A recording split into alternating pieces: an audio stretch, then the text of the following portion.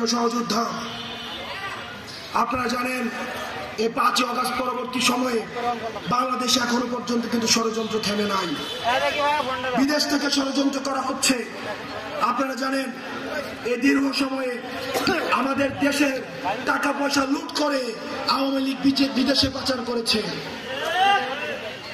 আওয়ামী লীগ লক্ষ লক্ষ কোটি কোটি টাকা বিদেশে পাচার করেছে।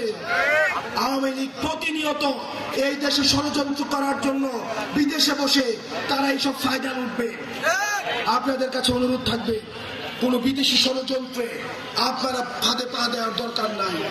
আমাদেরকে ঐক্যবদ্ধ থাকতে হবে এবং যে রাজনৈতিক দলগুলো রয়েছে আমরা আপনাদেরকে অনুরোধ করব, এই রাজনৈতিক বিভাজন এই ফ্যাসিবাদের পথকে ফ্যাসিবাদ পুনর্বাসনের পথকে প্রশস্ত করে দিবে।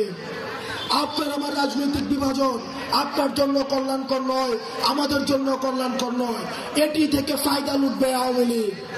সুতরাং রাজনৈতিক বিভাজনে না গিয়ে আমাদের আওয়ামী লীগের পুনর্বাসনের প্রশ্নে আমরা ঐক্যবদ্ধ থেকে তারা যেন আর পুনর্বাসিত না হতে পারে সেই জায়গায় ঐক্যবদ্ধ থেকে পরবর্তী বাংলাদেশ বিনির্মাণ করবো আমরা।